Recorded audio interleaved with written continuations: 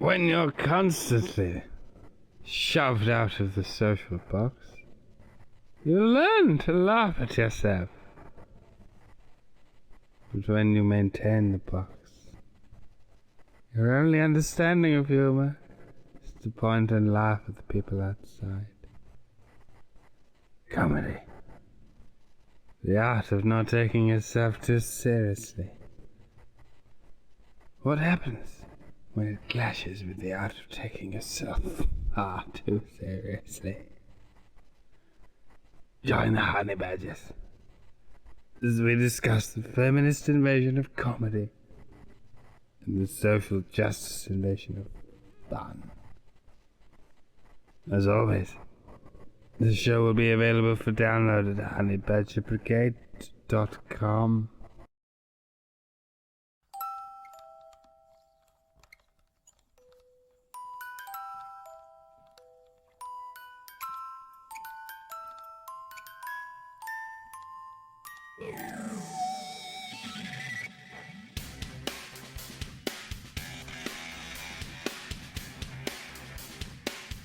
Like a furry torpedo to the jugular.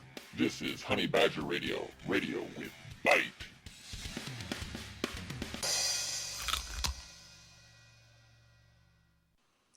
Hello and welcome to Honey Badger Radio. Tonight's topic is the feminist invasion of comedy. Today we have our lovely panelists here. We've got Hannah Wallen. Hello. We've got Dr. Anna Mercam. Hello, hello, hello. We've got Girl Writes What. Howdy. And we have Crystal Garcia. Crystal! It's the button, I swear! Why? We've got a wonderful show for you guys tonight. But I think we should start with Hannah with the news. Do you have the news, Hannah? Do I have to give you the news? Yes, I have one news item. The rest of the news I don't have access to because I thought it would be on the Badger site and I don't see it. Oh, I thought it's not there? It's not there. Oh, crap. So I have the breaking news.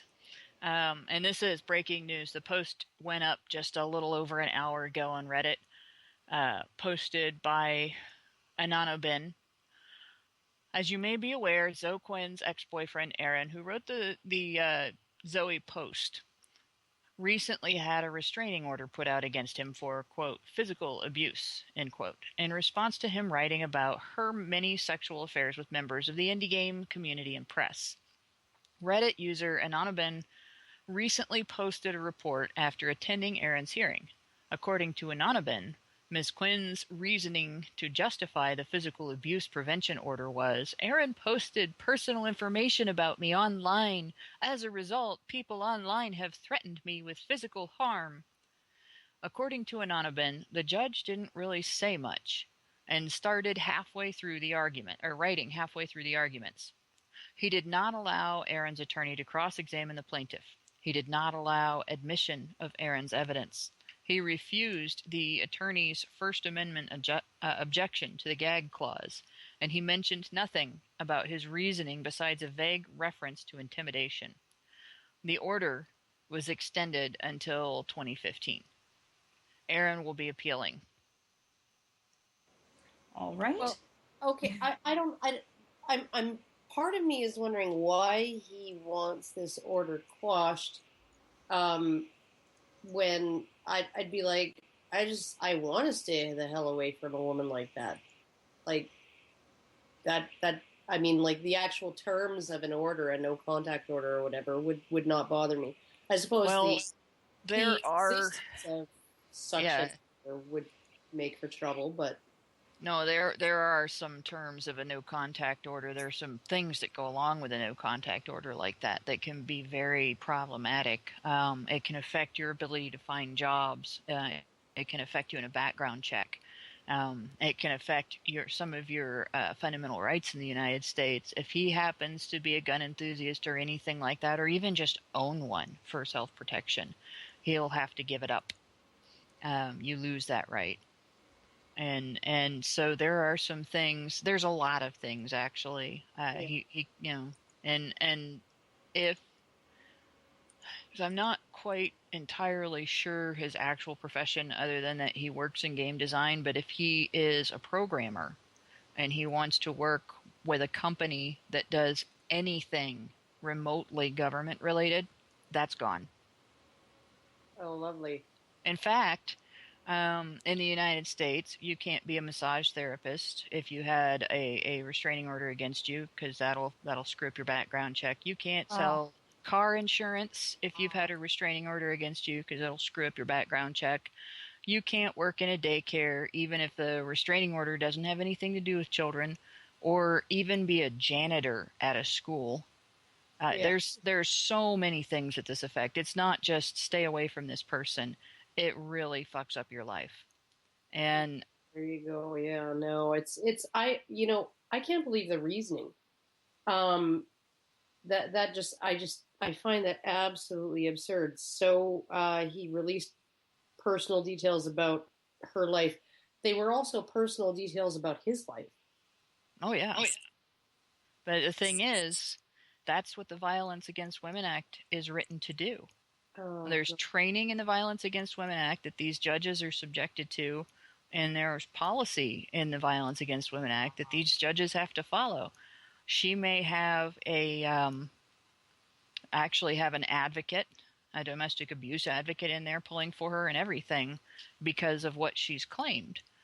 And their job right now, according to the Violence Against Women Act, is to smash this guy because she's pointed her finger and said abuser, even though she's the abuser. This is exactly the kind of thing that I watched my friend go through prior to writing 7 Years in Hell, that's published on A Voice for Men, where she dragged him through this kind of behavior for 7 years. Well, actually, It's one typical. one of the interesting things that I found, like I through my travels in this little universe of men's rights, I met a man called his name's Michael Parrott, Parrotte, and he runs an organization called Victims of Immigration Fraud, and he's been very active, especially before the reauthorization of the Violence Against Women Act. He was very active in trying to get the immigration clauses changed and the loopholes closed. And he now, when he was starting out with this, most of the victims that came to him, that found him, or that he found of immigration fraud, which is basically what happens is you marry someone from a foreign country, you bring them over, they make a claim that you abused them, they immediately get a ton of government help, a ton of money, a ton of they can get your house, they can and get spousal support and the whole bit, because they're not allowed to work yet, so they're entitled to spousal support, right? And then on top of that, they are sort of bumped to the front of the line for citizenship. They go on a fast track to permanent citizenship. So, I mean, it's a gloriously wide open for abuse set of rules. Yeah. And he found that it was almost all men when he started, which would have been like 3 years, 4 years ago. Now that he's got this nice website out, Victims of Immigration Fraud, he's found that the majority of the people who come to him now talking about being victimized in this way by a fraudulent marriage to an abusive former foreign partner, right, are women, right? And I don't think that women are the primary victims of this particular kind of fraud. I just think that they're more likely to complain about it and think that there's help around, and then therefore go looking for it. Yeah, and Right. help is more likely to actually be there for them too, because Oh, the laws are designed to go after men. well, I mean, So he even said it's not even just the laws. He said when he was lobbying for reform during the debate over the reauthorization, he had 6 men and one woman who were victims that he brought with him to talk to the politicians in Washington, and he said 95% of all of the attention from every single politician went to that one woman. one woman, yeah, yeah. And there's something else about restraining order abuse. It's not just used to get things. I mean, it is used to get things. It's how it was used by the perpetrator in that article I was talking about earlier. But there's another one that I've been witness to from a little more of a distance. It's happening in the community where I grew up. That's been going on since 1999. And that one's not happening because the person wants something. It's happening because she's nuts and she's angry and she's vengeful. And It's just like it's not the only thing that I've seen. So I wrote one of my earliest things on Breaking the Glasses was an article about what to do if a temporary restraining order is filed against you, sort of how to cover your ass, basically, until the hearing so that you can't get falsely accused of violating it. And I've paid some attention because my blog doesn't get a lot of views, so I get a good idea of what brings people to it. I'm able to see a lot of the searches that get people there. And a lot of the people that land on that page from Google searches have these heartbreaking searches like X has protection orders against all of her exes. And my wife is using a restraining order to keep me from seeing my kids and things like that. But the creepiest thing about it is I've had several searches by people who have restraining orders against someone else who want to know what happens if they contact the person or how to trap that person. And I have questions like, I have a restraining order, but I still love him. Can I see someone I have an injunction against? Do I have to prove he violated a no contact order to get him arrested? Can judges tell if you're lying about a restraining order? Can people be arrested for entrapment on a restraining order? And so on. A victim trying to bait violation of harassment order. I get these searches on a regular basis. Like at least once or twice a week, I get somebody searching about contacting the person they have a restraining order against, or seeing the person they have a restraining order against, or getting the person they have a restraining order against to unwittingly fall prey to a no contact trap. violation. And Yeah. it's just common for a little dinky ass blog like mine to get that many hits from that kind of search. That has to be a really common search. Oh yeah. No, That's really screwed up. well. I mean, like a Voice for Men's their exposés on the Coyote Shivers thing, and Polly Perrette using restraining orders in order to basically basically entrap him, get him arrested over and over and over again, stalking him. She stalks him on Twitter. Her fans stalk him on Twitter. Then she finds out where he's going out to dinner, and then she shows up there ahead of time. And then when he walks in the door, bam, he's in violation. And then she calls the police and gets him arrested. Yeah. That's one of the really common tricks, and it's one of the reasons why I advise in my blog that once you have a temporary restraining order against you, don't be alone, and make sure that you have people watching out for the person you're supposed to be avoiding. And it's really awful, but when it's a temporary emergency restraining order, you spend that 30 days pretending you're on house arrest. And the smartest thing you can do, even though it really sucks, it makes you a prisoner, it makes you punished basically because you're being abused by your ex or whoever the person is to you that's doing this, you go into hiding. And it's what you have to do to avoid getting trapped into something like this. Yeah. But if they catch you once, and I mean once, and it doesn't even have to be real. It can be just like that. You go out someplace and they say they saw you. My friend got arrested for a drive-by greeting that never happened. He went to McDonald's with some family members. He was out of his house for 15, 20 minutes, and he was accused of being in another part of town, driving past a bar that she wasn't even supposed to be at because she had told a judge she would be in another state for a whole week and waving menacingly at her. How do you wave menacingly? I don't know. Maybe it involves one finger. We've never been able to figure that out. Well, if you can nod respectfully, I guess you can wave menacingly. menacingly. How do you wave menacingly? Is there a When I certain look say to it? A laugh too? I'll have to, hello, you. we'll have to ask Nick Redding about that because I'm sure he'd be able to pull it off. Yeah, if anybody could do it, he could do it. But the thing is, there was no question. There was no where were you? Offer proof of your location or anything. They showed up, did not read rights, took him, kept him overnight, until he posted bail, and then sent him home.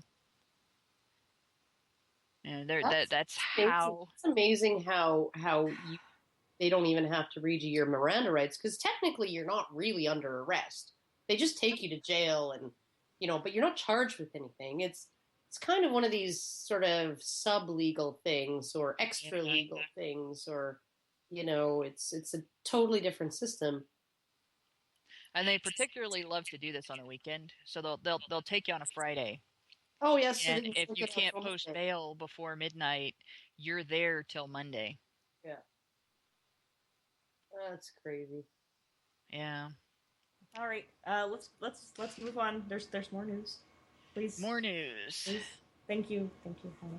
Oh, there we go. Had to switch windows there. The affirmative consent law passed in California. Governor Jerry Brown announced Sunday that the law, which would change college consent standards, has been signed into law.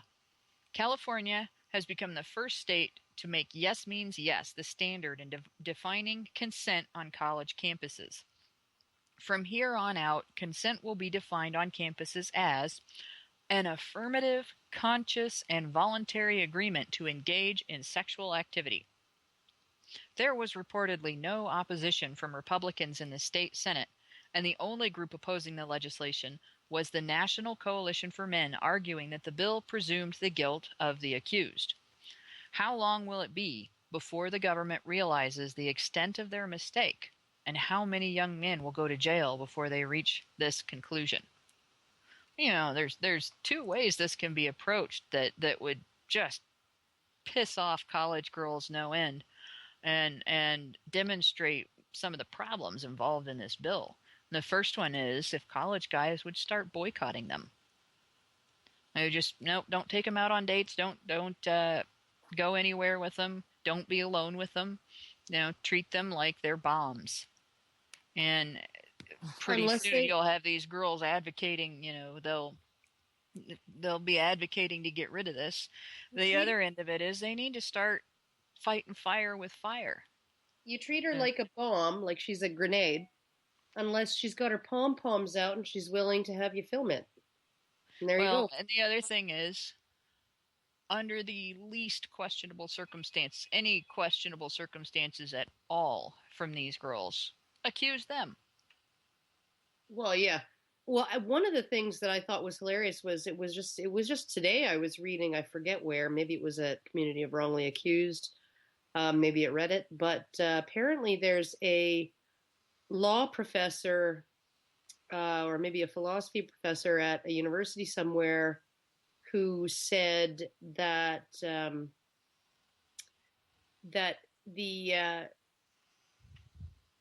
because so many young men are using video evidence to prove their innocence, the police need to start charging young men who video their sex acts without consent because it's wrong for them to do that.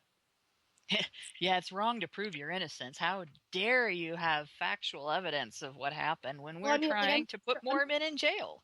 I'm not sure that was her point. I mean, like it was in reaction to all of these young men.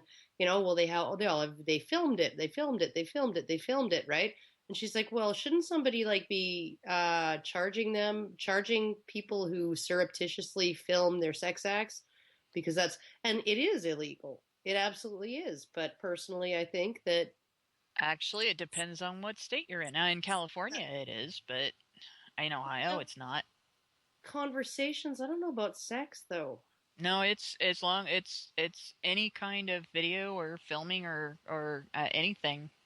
Oh, Now, sharing images publicly, you could get in oh, trouble for. And all right. actually, it isn't illegal to use a thing like that in your self defense in court either. It's simply illegal to spread it around. Well, I mean, you would think it would be evidence unless Right. unless it was illegally obtained, right? So, Well, find evidence out that's the- illegally obtained, if it's exculpatory evidence, is still admissible. Oh, that's right too, because they're not an investigating officer; they're not the police, Right. so Right. they don't have the same strict rules. But as far as like honestly, I would be filming everything if I were a young man on Yeah. a college campus. But it's just interesting to me that her first approach is to attack the gathering of evidence rather than to attack the situation where men are so intimidated, young men are so intimidated and so freaked out by this situation that they're doing something that they wouldn't have thought of 30 years ago. 30 years ago, they wouldn't have felt like this was necessary at all. I don't know. Filming sex can be awfully fun, but Yeah, but not for evidence in court. They wouldn't have needed it for proof that it was consensual. Yeah. So But that's the thing. you film it because you want to watch it again later, or because you just know you're filming it, and that kind of gives you a kick, right? That like that. I don't know whether these young men are filming it specifically just in case. I think if it was me, it'd be for comedic purposes, but okay. There's plenty It's of sort of a good thing that the technological age came along at the same time as the rape culture age. well, there's plenty, Otherwise, there's we'd be fucked. Or maybe it's not a coincidence. Hey. There's plenty reasons for a young man to want to film a particular sexual escapade he has, right? And the fact that you have you can just leave your laptop open and it'll just film, and it doesn't make any noises, and it's not like a thing on a tripod, and you don't have to try and conceal it. There's no like blinking red light showing that it's on something that definitely looks like a camera that's recording, right? So I mean, like, you could definitely see why men would want to videotape themselves, having sex with somebody, and how much easier it is to do that now than it would have been 10, 20, 30 years ago, right? I wonder how effective it would be to lobby for a two-pronged law. The first prong would be to say that as long as the footage is not posted anywhere, is just used in his defense in court, regardless of a state's recording laws, it is not illegal for a guy to record himself having sex, no matter who he's with, or anything, as long as he's just recording it to prove that it was consensual, and in the situation is legal for it to be consensual. So obviously, if he's an adult and he's having sex with a 12-year-old, it's still child porn, and he'd still get busted for it. But if he's an adult with another adult, and he doesn't have to tell her, if in either sex could do it and not have to tell the other person, as long as it's never publicized, never published, and never shared privately with other people. It's only for court purposes. That's not illegal. And the second prong would be that if he ever has to use it, and it proves conclusively that the individual accusing him or her of a sex crime knew that they were making a false allegation and pursued a false allegation through the legal process, knowing that it was false, that would create a legal requirement that the false accuser be prosecuted for making the false accusation. But the onus of proof would be the same for any other crime. You'd have to prove that they knew it was false, and that they knew they were pursuing a false accusation through the court system. But once you do that, once you can prove that, then they would be prosecuted and penalized for perjury and whatever false accusation laws they've violated. Well, one thing that I find really interesting is that you have the Ten Commandments, and right up there, with "Thou shalt not kill" and all of those things, right? Is "Thou shalt not bear false witness," and for whatever reason, we don't think that that's a bad thing anymore, No. right? Like, it's not so bad that we need to prosecute it, because that might actually prevent real victims from wanting to report their rapes, right? Well, Um, not was if you've got it written into the law that you have to prove perjury before you can prosecute it. Mhm. Yeah. Oh, so much shit's going on. Yeah. It's So just the so much. requirement I approach should really feel simply for be those the same. guys. I really feel Yeah. for those guys out there. I mean, they're young. They're in their sexual prime. They just want to be able to have. And that's the thing though, because right now we're thinking about this in terms of like hookup culture and things like that. But a girl could later on sit there and charge a guy after a bad breakup and say, "Well, our last such sexual encounter was not entirely consensual, and that's why I broke up with him." No, I've Yeah, seen those it's accusations not going used to over custody. change the way people have sex at all. It's not going to all, it's not, people aren't going to start saying, is this okay? Yes, throughout sexual encounters. It's going to be exactly the same process, except now retroactively, no matter what happened, they can pretty much say it was rape. Yeah, Right? and who's gonna sit there and say, "Oh, well, and here's the thing, you're not gonna have a rape kit because it's all this time later on.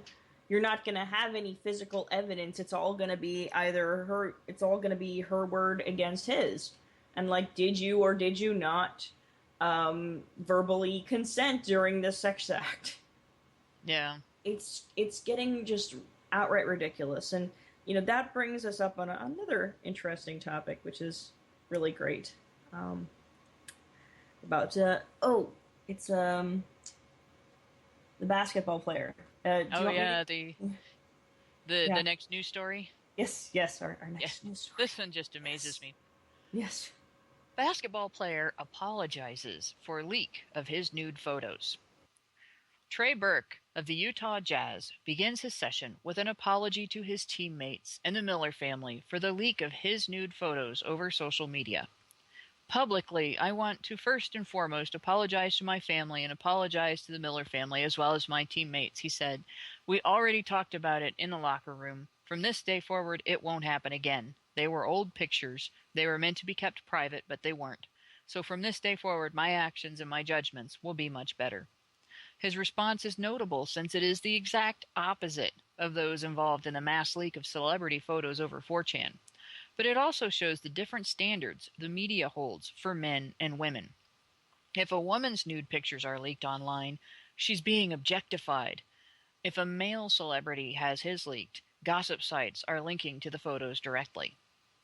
While Mr. Burke should not have to apologize for such an action, it's nice to know that some celebrities have a higher sense of personal responsibility. Yeah, This is that's just yeah. It's completely the opposite of what these other female celebrities engaged in. To be perfectly honest, I don't really have as much sympathy for these celebrities, because instead of having the overall message be, don't take these kinds of photos and don't store them on your phone, or don't, instead of sitting there saying, listen, this is, kind of childish, you need to be a little bit more responsible, with your image and things like that. Instead, the message is, no, you're a victim. You don't have to apologize for anything. You don't have to be responsible for your actions or your image as a celebrity. You don't have to do any of that stuff. And, while I don't think he should have to apologize, it's just, to sit there and understand that how his actions reflect everybody else is kind of refreshing. It's nice of him to lead by example. It's nice of someone to lead by example. It's kind of refreshing. I don't think that he should necessarily have. I mean, because I think it was an ex-girlfriend who did this in anger or whatever. So it's Wait, not really. She leaked his photos. Yeah. And he's apologizing for it? Well, he's apologizing that he engaged in that kind of behavior. He's probably afraid for his job because, unlike these kinds of celebrities and stuff like that. Oh, so yeah. He's the one that was outed. She was the one that did it. And he's apologizing, and this is considered acceptable for him to. Yeah. Oh my God! He's apologizing for his male nudity. It's just appalling. Look at Wiener. All he did was send some wiener pics over Twitter to a few ladies, right? And he ended up losing his seat in Congress. He ended up losing the mayoral race, coming last. Were you talking about, Karen? Anthony Weiner. Oh yeah, Anthony Weiner. Sorry. Technically, even a portrait of him is a wiener pic. Yeah, no, the entire freaking the entire blogosphere, all the news media, all over it, ridiculing him. You know, like calling him a douchebag. He had right wing people lying in wait on his Twitter account, and using sock puppet accounts, pretending they were underage girls. Let me get this straight. A woman has tons of pictures of her doing, really sexual things, and she's a victim no matter what. But a guy does it, and his job is in jeopardy, and he needs to be shamed. It's done. Nancy Pelosi required him to step down from his position. Nancy Pelosi, the Speaker of the House, basically ordered him to resign as congressman. Yeah. Right? And it's like, because of, and I don't even know if they were actually naked pictures. Like I think most of them were, he was in his underwear. I think there might have been one that was actually his penis. Well, the thing is, it's if you go into, well, a lot of different art museums, you go through any art museum, you're going to find statues of human nudes. You're going to find paintings of human nudes. You're going to find celebrations of human nudes, male and female. And, these are mostly produced, obviously, historically. These weren't more recent things so much. And there's probably not nearly as much celebration of male nudity today as there was in the past. But we in the United States, we in the West, we have these ridiculously puritanical attitudes toward the human body. We can put it on display in an art museum, but you share it with somebody close to you and they leak it to everybody else, and all of a sudden it's something entirely different. It's a big deal, and if you're male, you're bad because of it. If you're female, they're bad because of it. So there's a double standard. It's a completely ridiculous outlook. It's only a matter of time before someone can take a photo of a guy's junk without his permission and then leak those photos, and then he'll have to apologize for that. Well, I've already seen a situation. I worked with a guy who, a teenage couple was in his yard arguing. They looked in his window, so they peeped in his window, saw him naked, and the girl had him arrested because of it. And he's on the sex offender list. Really? Yeah. Yep. Yeah, you're not allowed to be naked in your own house. I should probably let my boyfriend know. Well, wow, then, people are going to come and arrest me because I'm a massive nudist on my free time. It just happens. And the thing about it is just you have to not give a fuck about whether or not people are going to see you naked. If you have taken your clothes off, if you have taken pictures of yourself being naked, I think you have to get to that point where you're fine with people knowing that you get naked on your free time, in your house when nobody's looking. Right. Is that even if anywhere peeking in the window at you, they're the ones who are going to get arrested. Yeah. You go, well, only if they're a man and you're female. If you're a man and they're female, apparently in Ohio, you get arrested for getting peeped at. That's what I mean. You know, it's only men who aren't allowed to be naked in their own homes. Yeah, yeah, and it's a United States thing. It really is, because you go other places, there's nude beaches. You know, you go to other places. In fact, even in the United States, there's pagan festivals in the United States where there's, you know, the family section of the festival, and then there will be another section of the festival that is clothing optional. You know, the family section. If you got kids, you stay in the families. Yeah, skyclad, which most people don't know what that means. Nude. And some pagan circles practice nude. And it's Ohio. I'm in Ohio. We didn't do that. It's really, really cold in Ohio on winter solstice outside in the snow.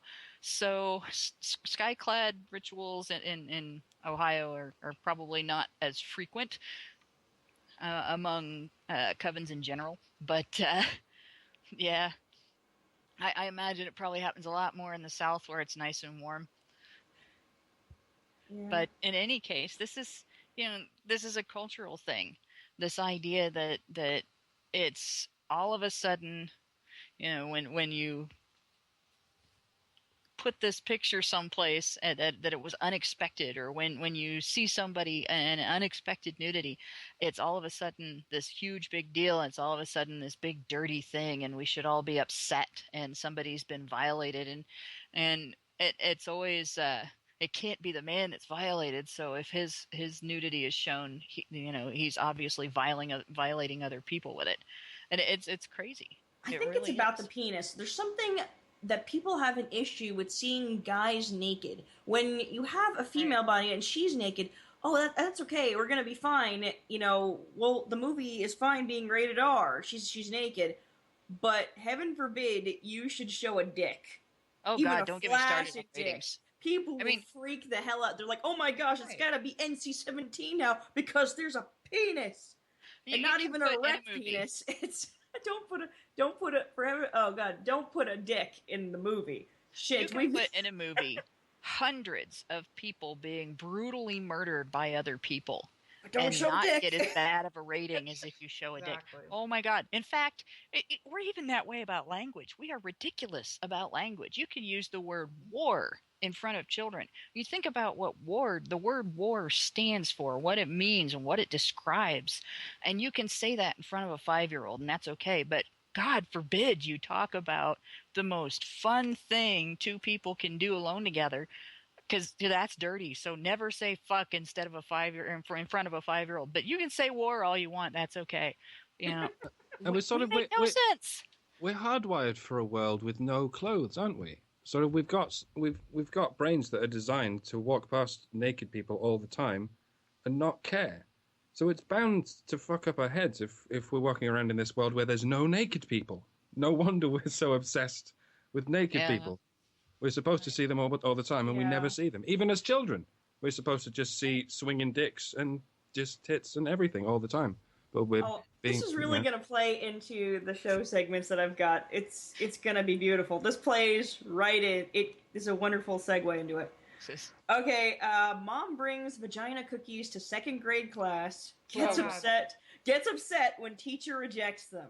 This is probably one of the greatest headlines we've ever had on this show. Vagina cookies have been I can't get away from them. I swear to God, everywhere I look, I see these vagina cookies. Are you sure that's not the Onion? Are you sure? No, I swear to you that this happened. Let me.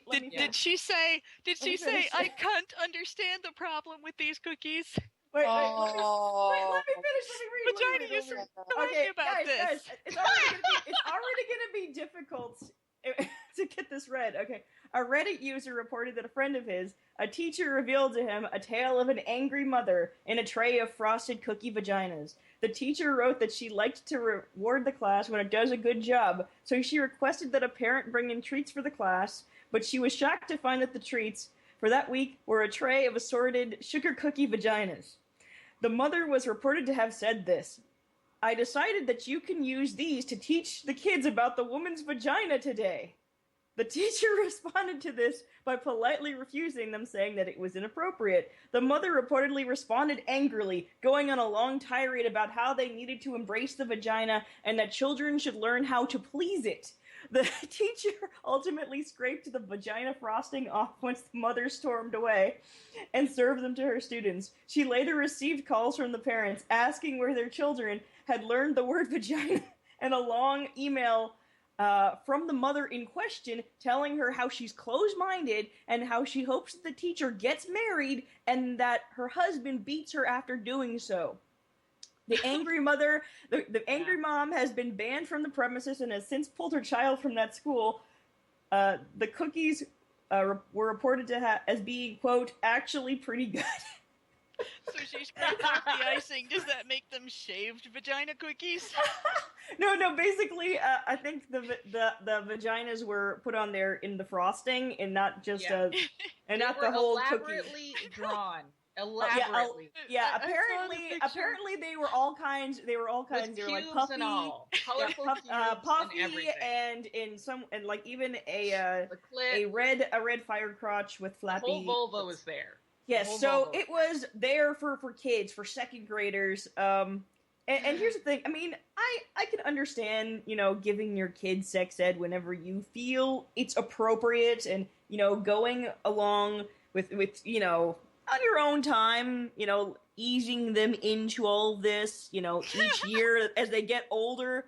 But sitting there and telling and saying that I think that second graders need to learn how to please a vagina is kind of... That's just a way to talk about that's not healthy. There's something up there. Yeah, my favorite part of it was when they said that the woman was yelling at her with the fire and rage of like I think it was several Andrea Dorkins. Oh God. It's really funny. You should actually read that. There's a link to it in the show notes when you get if you get the chance to see it. But it has to be seen to be there's actually evidence of it. She posted the long tirade that the woman sent her, where she received this long email telling her that she was that she had chosen a very, very feminine position and was therefore somehow harmful to women as a whole for choosing a stereotypically feminine job. She said you chose the job of what women are expected to do, or some crap like that. And how she hopes that the teacher gets married, and that then she's domestically abused by the husband she marries and stuff. It's really fucked up. And so far the person has clarified that that they're not trying to be anti-feminist and all this other stuff, and then overall, the kid was moved to a private school and stuff. I mean, like, oh God, I feel really bad for this kid. I'm surprised the kid is. Jeez. You feel bad enough for the kid who's, I forget which feminist wrote the article about being naked for her children because she wants her to see a real. Yes. Well, yes, now you've got a woman who wants her kids to eat pussy that she made. Yes, I've covered. And the next the next segment is feminist mommy wants her sons to see her naked. Huffington Post blogger Rita Templeton recently wrote an article entitled "Why I Want My Sons to See Me Naked." The mother described her disturbing plan to get them to appreciate imperfect female bodies by being naked around them. She writes, quote, "Because if I don't, and their first images of a naked woman are the impossibly perfect physiques in those magazines or those movies, what kind of expectations will they have? And what woman could ever live up to them?" The article is a mixture of her saying how her son's comments about her stretch marks upset her, and being almost proud that her imperfect body is the only one they'll see for now. She seems more concerned about her future daughters-in-law than of the sanity of her sons, and talks at length about how she wants them to see flabby females as beautiful. Unfortunately for her, she doesn't get to choose the future body preferences of her sons, and her efforts come off as several layers of child abuse. One has to wonder whether this is really more for them or herself. Discuss. Okay, yeah, this is completely disturbing, and she shouldn't be allowed to... How old are her sons, by the way? I'm very curious. They're very young, from what I understand. I think from like toddler age to probably like 5, maybe. So she said she has 4 sons. So I'm thinking if they're all together, it's got to be Yeah, it's a completely, yeah, I don't know. There's something very disturbing there. It's not like they're, they live on a nude camp or something and it's just something that everybody does. This is something very warped going on in her head where she was upset because her son made a comment about her stretch marks. So what? You're a mom. Get over it, That is, so now you're going to make them see you naked? That sounds very disturbing to me, and I don't know. I don't feel like that sounds like a very healthy environment for these kids to be in with this mother who feels she needs to push her nudity on her children to prove a point. I don't understand this. Is she going to let Is she going to let them see anyone else nude, or is she going to be the only person they see nude? That's what's going to fuck them up. There can be only one. There can be only one. Hannah. Her reasoning on this is really disturbing. And it's quite obvious that it's not so much about their well-being, their welfare, as it is about their attitude toward women. And it's like she's prepping them to be subservient and to be accustomed to tolerating and praising women for things that are, not necessarily great. And as far as the nudity itself is concerned, if we lived in a society where that was no big deal, if everybody was like, the Wiccans and the idea of nudity was just not that big of a deal, then it would be a different thing. But that's not her reasoning behind it. It's not a reasoning that she stated. She hasn't said she wants to normalize it or make it not a big deal. It's about women and it's about herself and her own body. And that's really her future crappy. daughters-in-law. That was the thing that struck me. Solipsistic, and it's very selfish, really. Yeah. If you're going to do things for your kids, do things for your kids, not other people's kids, not yourself, but your kids. You see, Doom Rules did a video on it. He did the gender flip, basically. It writes itself, but yeah. I think a dad would get arrested for that in the US. Yeah, and that's the really screwed up thing. She can sit there and blog on Huffington Post and be praised for it. Like, yes, I was naked in front of my kid. Well, here's the thing. I mean, there's not giving a shit and, on occasion changing in front of your kids and stuff like that, because you're in a hurry or something, getting out the door, or it's just, a house where you've all got comfortable walking around, bras and panties or whatever. I mean, that happens on occasion. This is something that does happen, over time. It's, it's a family thing. It happens. But to sit there and go out of your way to try to form the sexual preferences of your kids because you feel uncomfortable with really attractive women in pornography and movies and all this other stuff, it's completely ridiculous, because I think most of us have seen our parents naked or semi-naked at one point or another, and our thought was not, okay, normal bodies, I'm attracted to this. It's, oh my gosh, I want something that's completely the opposite of this. I don't want to be attracted to anything my parents look like. Yeah, because that's kind of weird. I mean, I might actually have walked in here without knocking. Even more to be like, no. God. I would be disturbed if somebody told me that they wanted to fuck me because I looked like their mom. That would be, oh my God. I gotta wonder something else. I mean, if these kids are really young and they're still developing and their sexuality is still developing, she doesn't know if they're straight or not.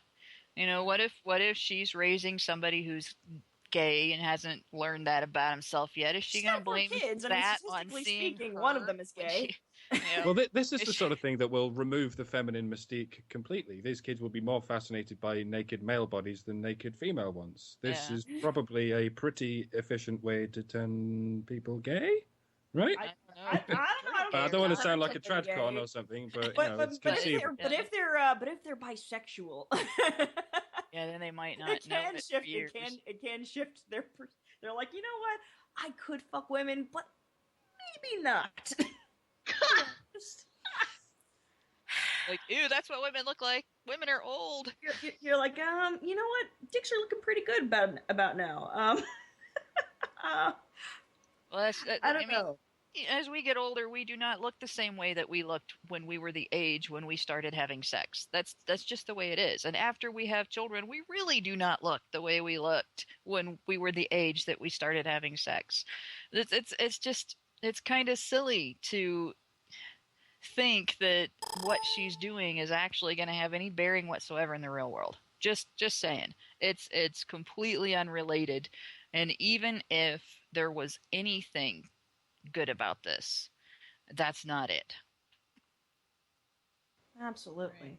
So I guess maybe we should start going into our main topic, Mike. Yeah. You want to start Yep. ranting? Can do, yeah. If you don't interrupt me, I will probably go on for like 20 minutes. So feel free Okay. to interrupt me at any point. All right. Well, basically, lots of things are sort of jockeying for the title of last bastion of male whatever. But I'll tell you, comedy is not one of them. Live comedy is not. Live anything is not. It's not even a nominee.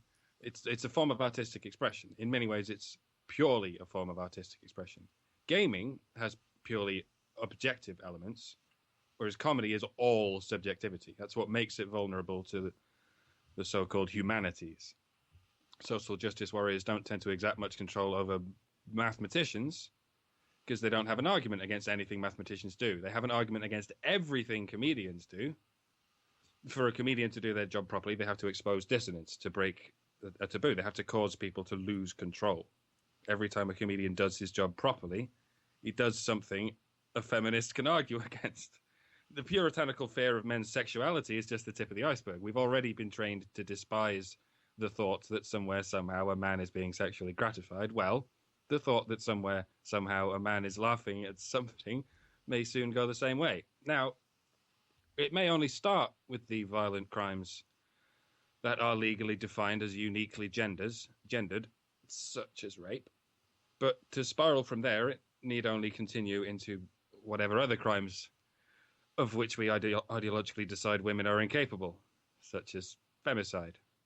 I've heard it said by several people at several levels of the comedy industry that women should be allowed to tell rape jokes and men should not. And that it's as simple as that. That a woman who has not been raped may feel free to tell rape jokes, but a man who has been raped may not. This makes sense in the heads of many, many people, and it's terrifying. Because if comedy was ever about catharsis, about epiphany, about healing, about taking whatever impossible horror life can throw at you and saying, fuck you, I laugh in your general direction, I am in control because I am able to lose control. If it was ever about that, then it's all over now. Because now it's about who gets to speak, and who gets to speak is determined genetically. Do you have a penis? I'm sorry, sir, you don't get to be healed, and you don't get to be a healer. Do you all see, everyone, do you remember Andrew Bailey's short video earlier this year about the abuse he suffered in his youth? I think it was a female teacher. Yes. Was that? How Was he that, used Rape is hilarious. Series. Yeah. And how he used humor, that one. Yes, I remember that. he used that one sort of humor to cope with it. I'm not sure if the conclusion to it was that humor is healthy or not, or if there even is a conclusion. But I think it would be nice to leave it open as an option to be able to use humor as a coping mechanism. Because I'm sorry, but for a lot of us, that's why we do comedy, because it's all we have. We don't have shelters, we don't have support groups, we don't even have our friends looking out for our best interest. All we have is our spirits. All we can do is try our damnedest to find something to laugh at, to tunnel our way back to a smile somehow. If I recall, the conclusion that he came to was that humor was a coping mechanism that men use because they don't have access to other ones. I'm not necessarily sure that's the case. I think that a lot of men would use humor even if they had access to other coping mechanisms because humor is such an effective one. But he basically said, well, you don't have a choice when you're a man. You don't have a choice but to use humor because there's nothing else out there. Yeah, so when a bunch of supremacist ideologues come along and tell us we're not even allowed to do that, then I, if you'll rather pardon me, am not going to take that lying down. Oh, well, you can take our foreskins, you can take our children, but if you come to confiscate my sense of humour, you'll have a fucking fight on your hands until the last flailing chunks of my bloody corpse are raining down on you. Ta very much.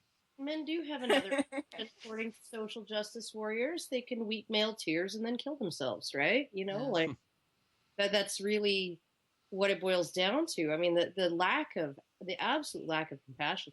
I mean, like I was on a website, oh God, it was like 2-3 days ago, and someone in the comments had mentioned circumcision as a men's rights issue. And it was the article itself was on a left-wing website, a feminist website, feministy website, and it was very anti-men's rights. And one of the people in the comments brought up circumcision, and another commenter, a woman, comes on and says, "So you're complaining that you lack rights because you're ... circumcised?" And I was just like, you know what? I just couldn't help it. I posted a comment to a blog called a link to a blog called Peaceful Parenting, and they had a blog post with very graphic, not safe for work or for life pictures of the result of a massive infection from a circumcision that took over a baby's body. He had to have amputated all of the skin of his penis, his scrotum, his upper thighs, his lower abdomen, everything. Okay? Graphic pictures of this. And I basically told her, you know, before you scoff and make fun of this guy, you might want to ascertain whether his result was better than this kid's. Yeah. Right? Yeah. Before you mock him for complaining about being circumcised. I don't know what else counts as a human's right, if not that. You know, I ended up watching some feminist humor, and it was less than impressing. I mean, so much of it seems. I'm like, how is this funny? I didn't find it funny in the least bit. It was really kind of disheartening, because I remember watching Whitney Cummings' special, or I think it was a bit of her comedy, and most of a good portion of it was her complaining about all the stuff she has to do as a woman, all the stuff she has to be as a woman, and how hard it is to be a woman, and how men are just narcissistic pricks that live through life without any problems whatsoever. I'm like, literally, seriously, lady, you go through life all the time living out your days thinking that men have it perfect, that they don't have any problems at all. Is it any wonder that you have no sympathy for them whatsoever?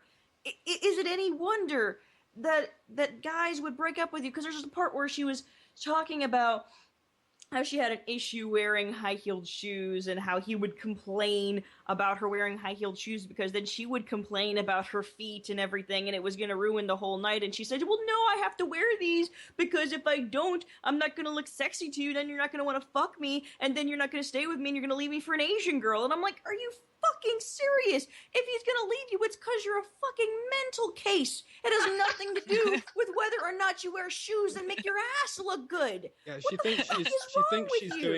thinks she's playing the man's game because she thinks, well, there is a well-known trope of a sort of stereotypical old school comedian with the mother-in-law jokes and the whole "take my wife please" shtick.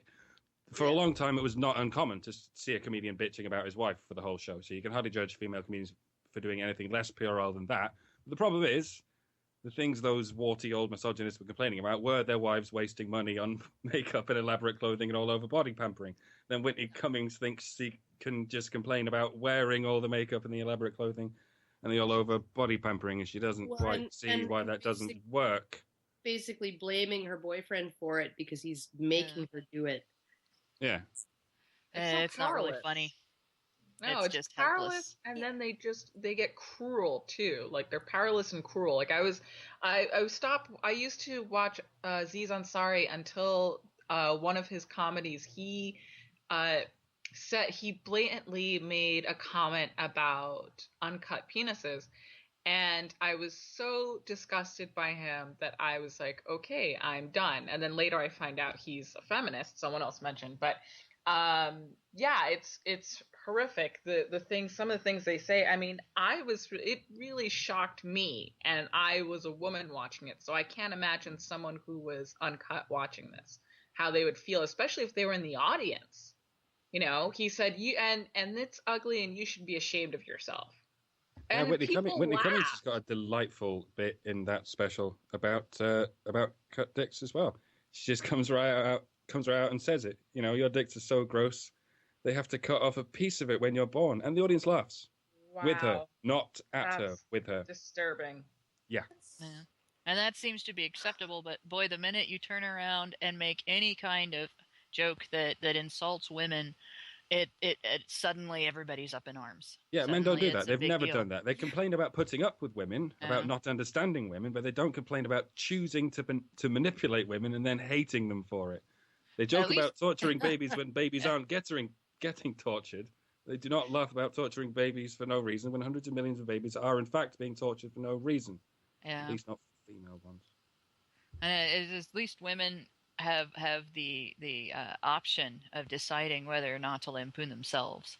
You know, with male humor, male humorists about have to lampoon themselves if they want to stay in people's good graces.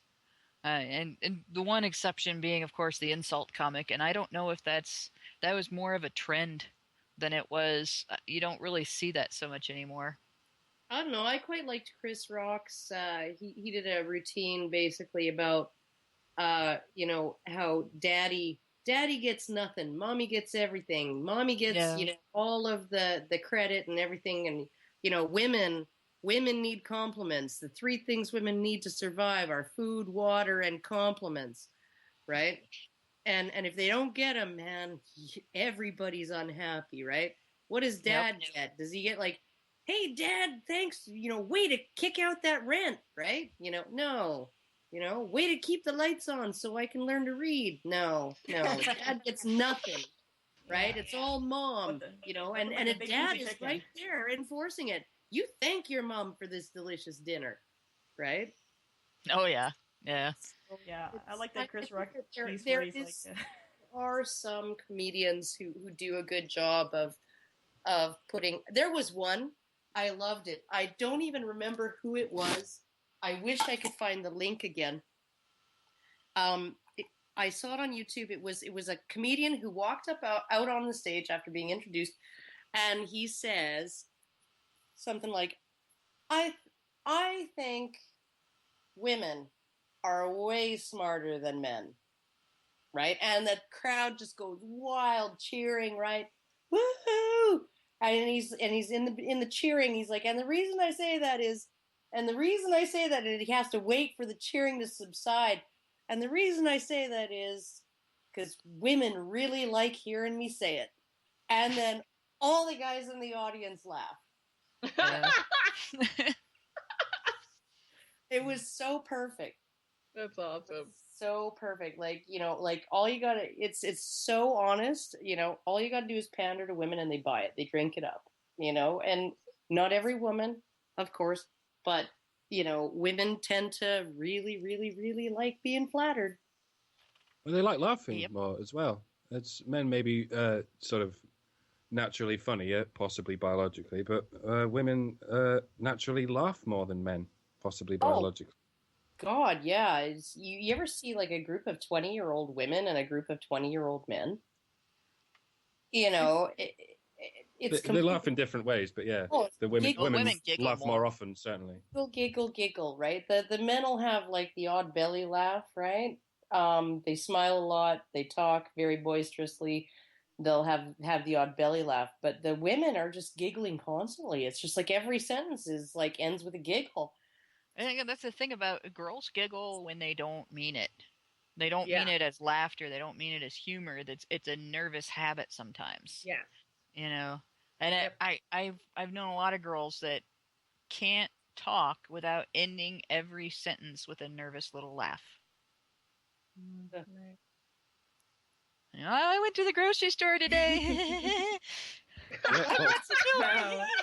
Our comedians get that as well. I had to walk all the way home with this heavy gallon.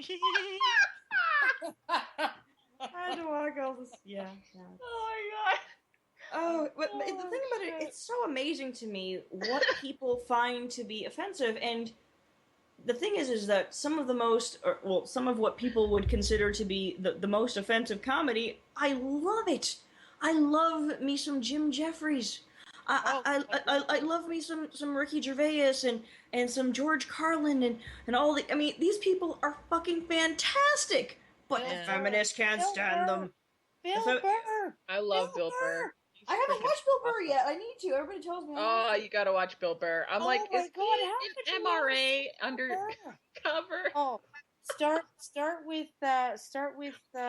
why do I do this? I think it's called, and then work your way up to you people are all the same. It's so oh Do my not God. forget Dennis Leary. Yes, I love him too. He's fucking fantastic. Loved that guy. It's great. His whole bit is he's sitting there smoking through the entire fucking bit, Bill Hicks smoking and ripoff. drinking. Bill Hicks ripoff. Yeah, it's great. Yeah, it's great. It's wonderful.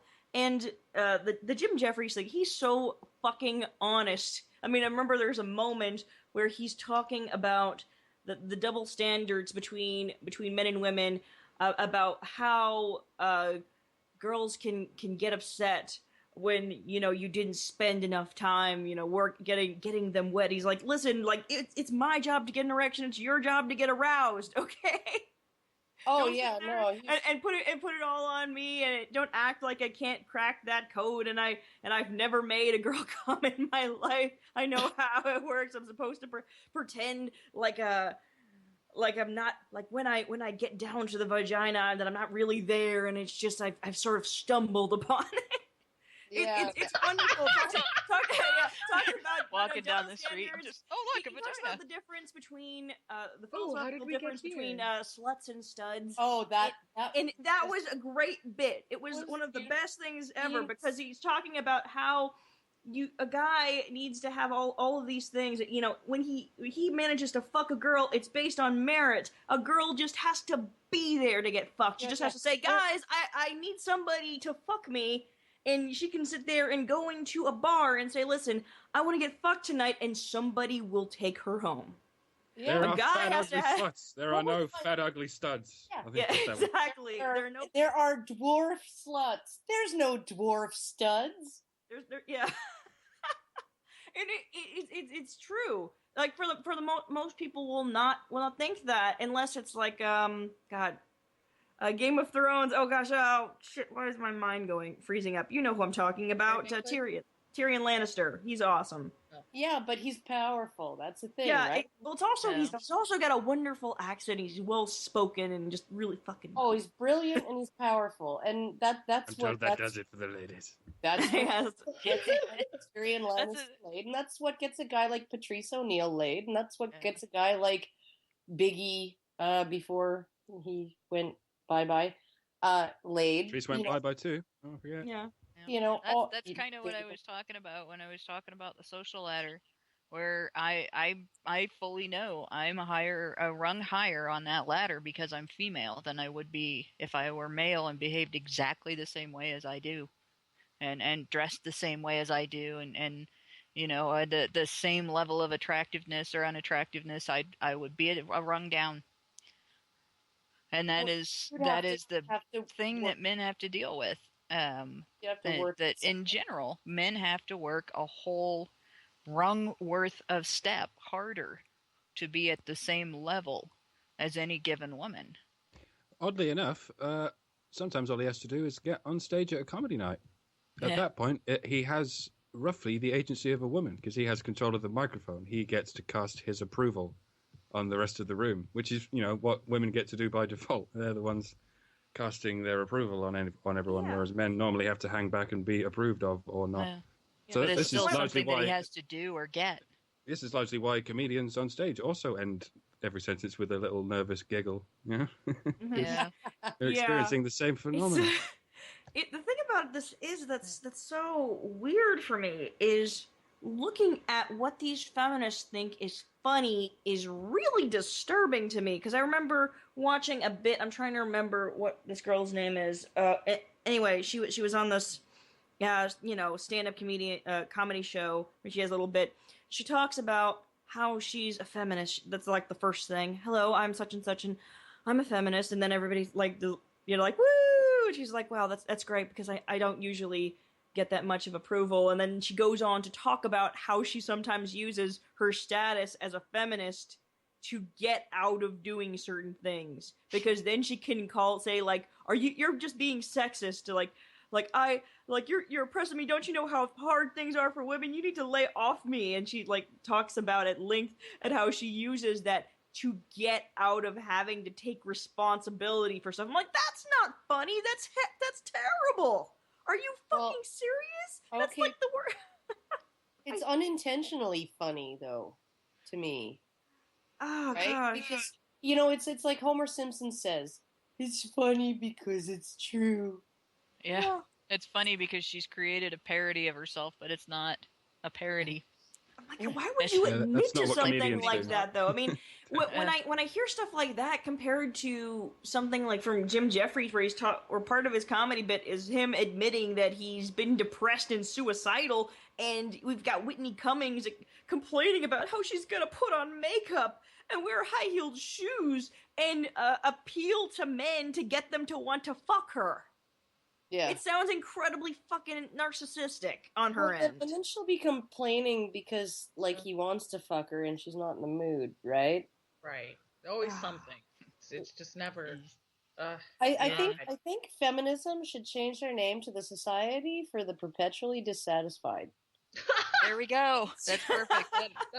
That encompasses it perfectly. That's perfect. That is For the absolutely perfect. sisterhood. And it's not that women can't be funny either. It's not. There are so many funny women, but their whole position is not this narcissistic bullshit. It's it's being honest. Like, or making fun of being narcissistic, like Judy Tenuti. Yeah, you have to be able to self-deprecate. That's the thing. Right. That's the thing. You have to, as a comedian, you have to be able to say, I don't take myself all that seriously. Yeah, that's right? The one thing as men we're still allowed, even encouraged to laugh at ourselves. Yeah. Women are allowed to laugh at themselves, but they're not exactly encouraged. To laugh at a woman's faults is misogyny, after all. Whereas men are invited with open arms to laugh at themselves, especially if they live in a feminist nation. You're told you're gross, you're dumb, don't rape, don't ruin the world like you always do. They're endlessly told to self-examine themselves into a wild goose chase of absorbed agency until they inevitably hit a program loop, otherwise known as a joke. Yeah, it kind of makes you miss comedy like Gracie Allen. Good night, Gracie. Good night, Gracie. Gracie, who played a dingbat so well because she was so brilliant. I mean, there are some really great, feminist comedians, but it feels like it's something that happened later on after they started, and they have this, twisted idea as to what feminism actually is. It's more like a lot of these guys, these males who consider themselves feminists are people who are female supporters. That's what they think feminism for them is to be a female supporter and to respect women. Some of them think it makes them better than other men. How can you be funny if you're respecting half the population? I'm sorry. Because you're really making a lot of effort to demonize the other half. If you feel forced to respect anybody. Like literally, you should be able to be like Russell Peters and, make fun of that Chinese guy in the front row of the audience because, hey, you're with a white chick. What did you do? Holy shit, right? And make fun of his name and make fun of his parents and, and then tell some racist joke like, hey, how do you blind a Chinese guy? Put a windshield in front of him, right? It's a joke I heard from a Chinese friend. Thank you very much, right? But after his parents totaled their 5th car, so oh my God.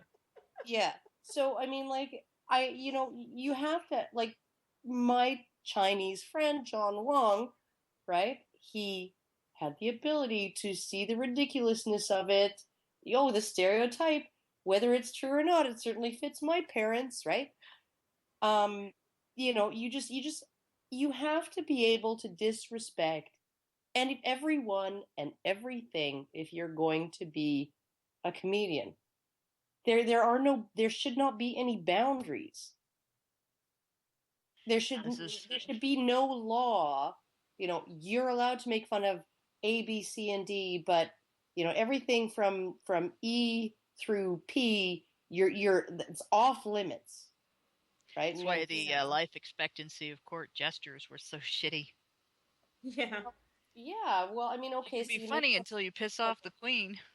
You make fun of the queen on the wrong day, and you get a sword through the head. Okay, right? But nobody thought that was very great. It certainly wasn't great for the entire concept of comedy. No, that's why their life expectancy was so short, and why this is not a position that everybody was begging for. Yeah, well, comedy. I mean, that's the thing that really came up. The conversation about comedians and their mental health after, we lost Robin Williams, and it's something that continues to be ongoing because it's probably this perpetual amount of shit and getting shit for doing something that, of course, makes people laugh, but it makes somebody else uncomfortable that other people are laughing at it. It's it's horrible that the way that they sit there and try and censor them, because it really is a wonderful coping mechanism to get through all of this stuff. I mean, for some people, I would imagine this is kind of like therapy for them.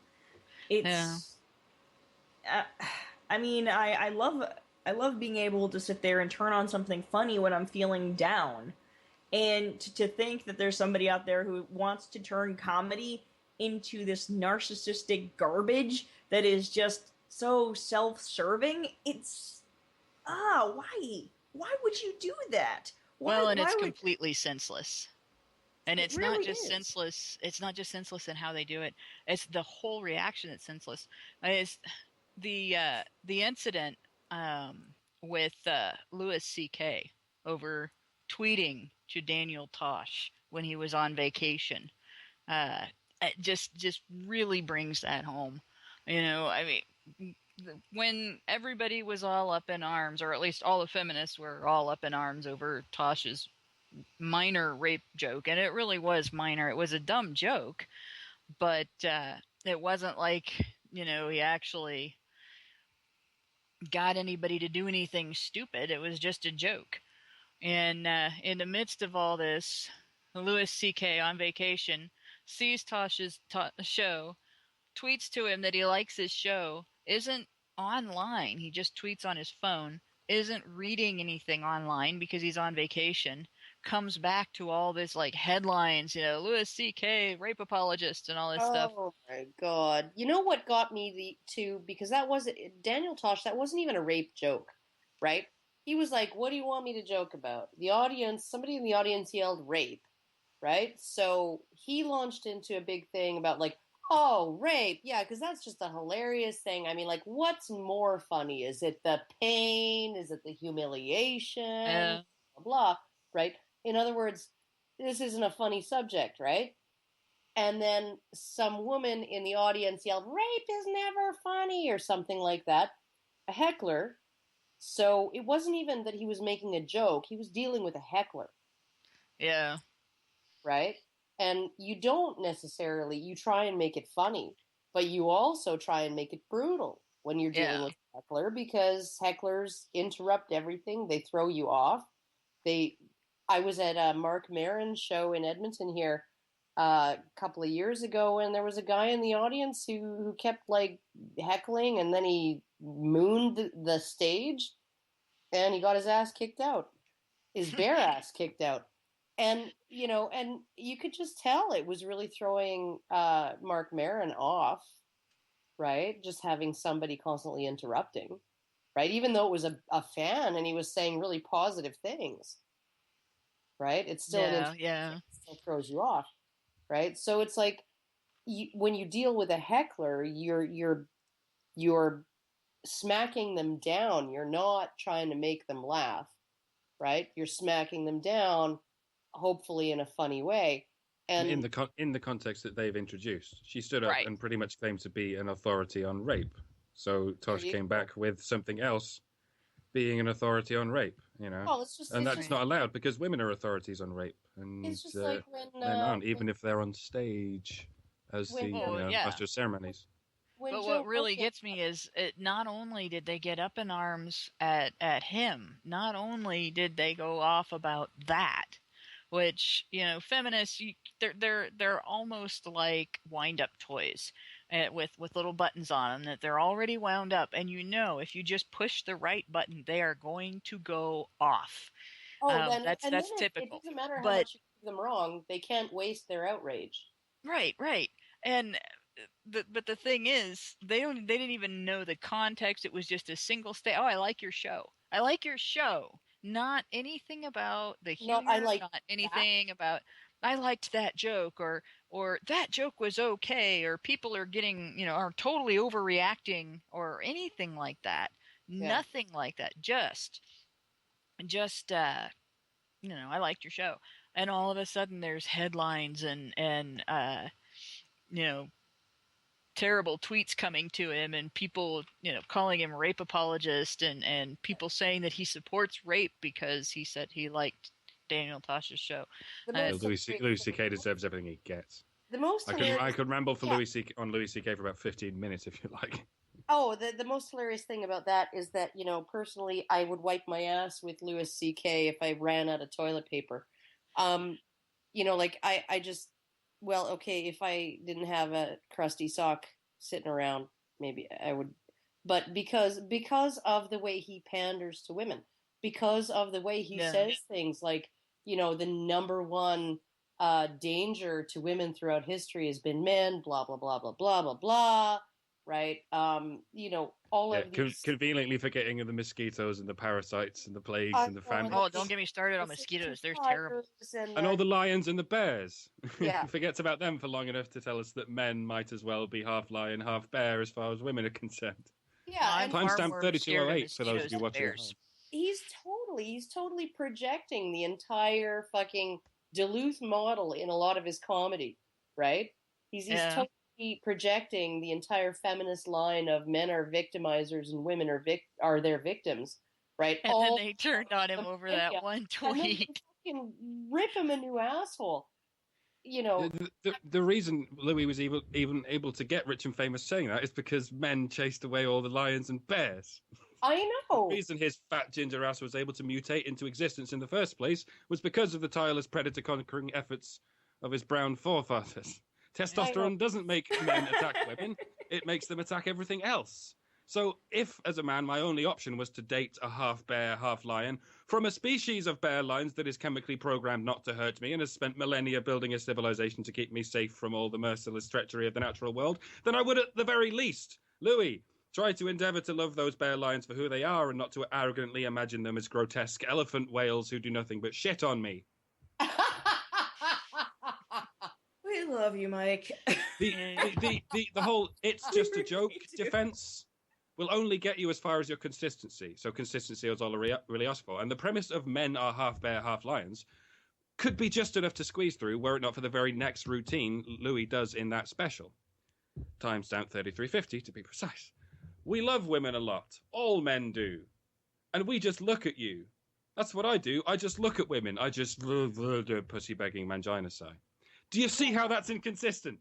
Inconsistent with every phenomenon except misandry. If one moment men are bear lions who always kill women, and the next moment men are just useless, powerless statues with goggle eyes, then it sounds to me like the only agenda you have there is shitting on men from any given height, Louis.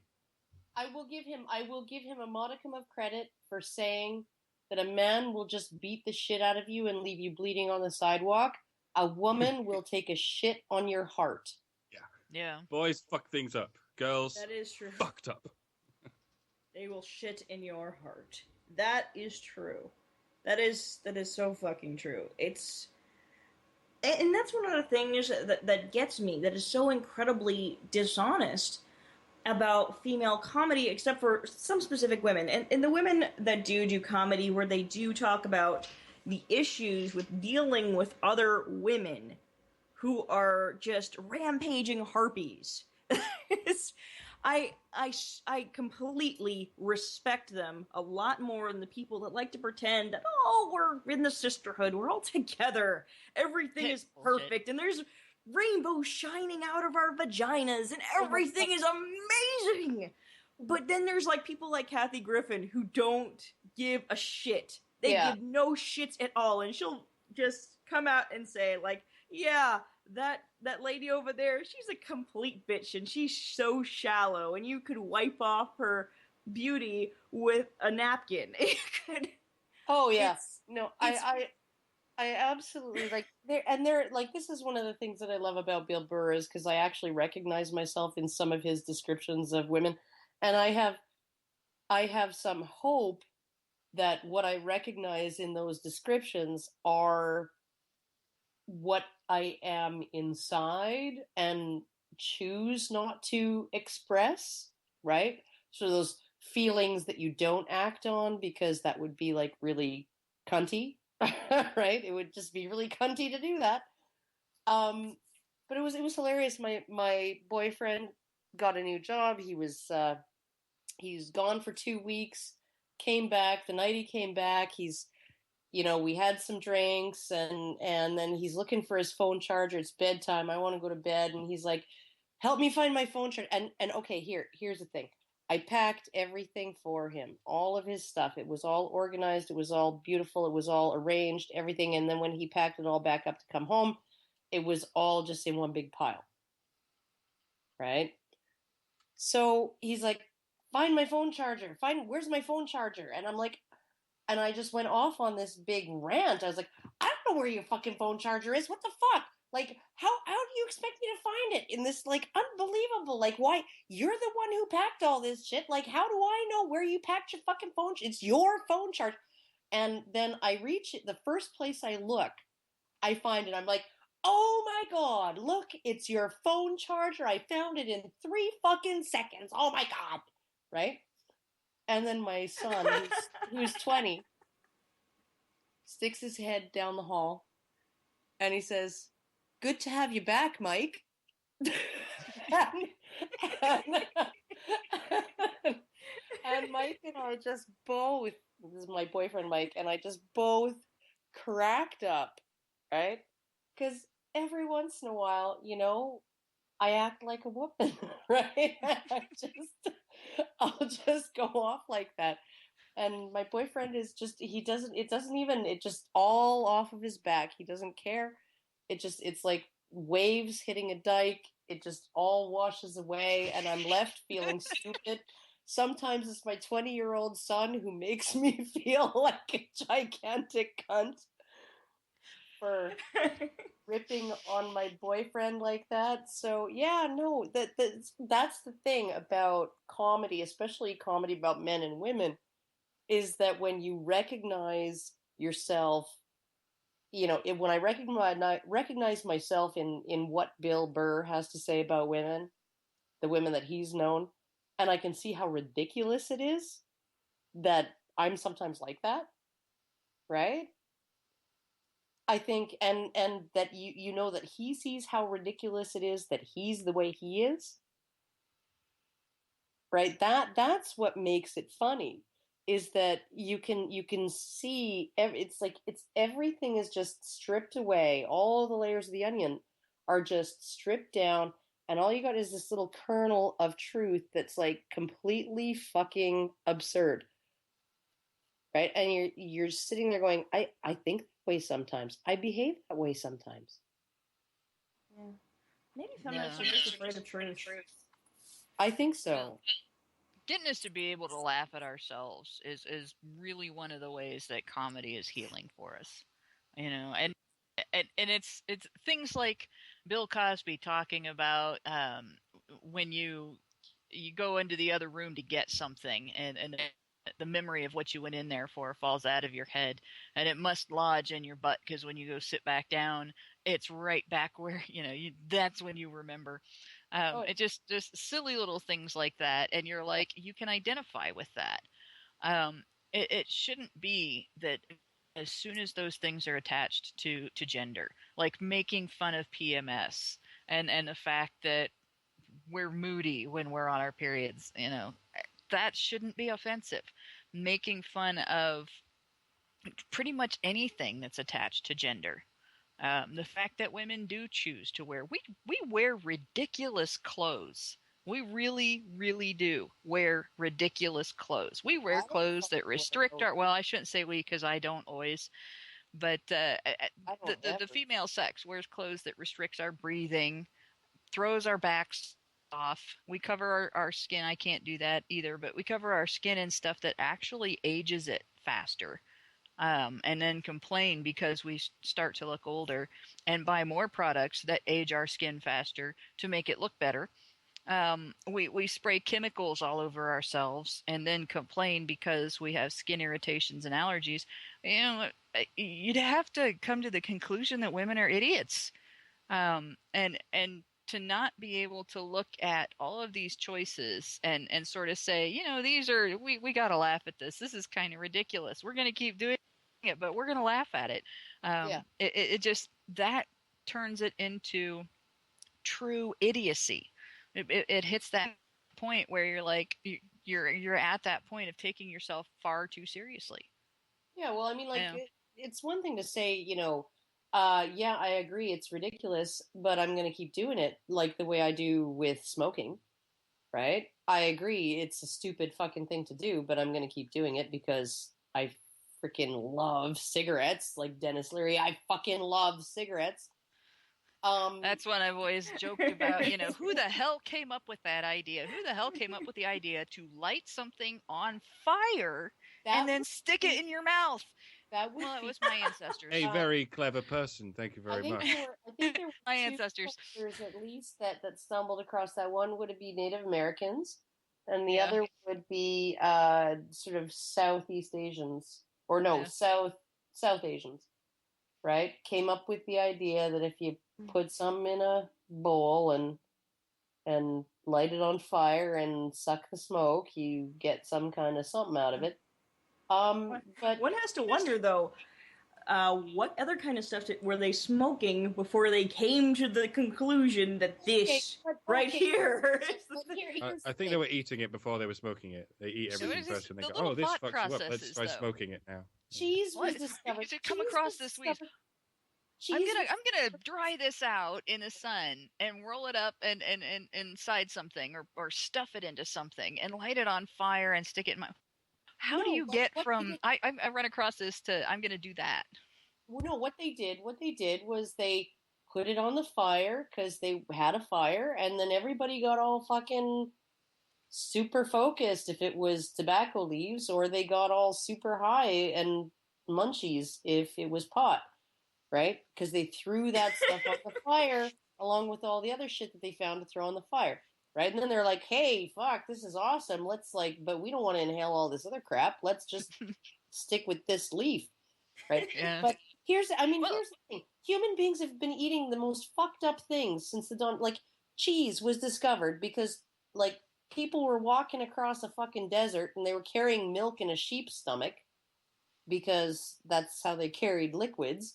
And when they got to the other side, it was turned into cheese from the peptic acid that was left in the stomach. And they actually decided to eat that. It was like, what happened to our milk? I think it's a good idea to eat that. Maybe they were starving. Yeah. One thought to the other. Oh, yeah. look, our milk started out looking like milk, and now it looks like... I don't even want to say. Well, there's no, I think there's still a kind of maggot-filled cheese that people still eat today. I can't remember what it's called, but there's actually in existence maggot cheese, and people eat this. People pick beetle grubs off of trees and eat them. You do a lot of things when you're hungry. They're like, I ate an earthworm once. But it's a delicacy, I think. It's... Well, eating bugs is eating bugs. That's fine. I mean, they're a good source of protein. But look at the coffee that you pay freaking $150 a pound for because it passed through the digestive system of some kind of freaking tree-dwelling animal and was harvested out of their poop. Yeah. Coffee. Isn't that called weasel squeezins or something? I think it's monkey. Yeah, it's basically monkey shit coffee. And, No, yeah. a kivit is not a monkey. Somebody was Oh, high it's when they not? came up with that Oh, idea. okay, No. sorry. Not a monkey. It's. I thought it was a monkey. I think it's a kind of weasel of some sort. Oh, A okay, bit like a honey sorry. badger. Huh. I'm wrong It's a then. civet. It's related, I think, okay. to fish babies and eyes more than it is. Oh, to... yes, okay, yes. Then yes, okay. That's Yeah. still kind of cool, but I don't think I would eat it. Well, I mean, do you understand drink it. the most ancient forms of trying new types of things out, especially vegetative matter, was to take tiny little pieces of each part. So you'd take a very small piece of the leaf and you'd rub it on your skin, see if there's a reaction. No reaction, you'd put it in your mouth without chewing, see if there's a reaction. Then you'd chew. Then eventually you would swallow. But you'd do it with small portions, and you would do it with every part of the plant.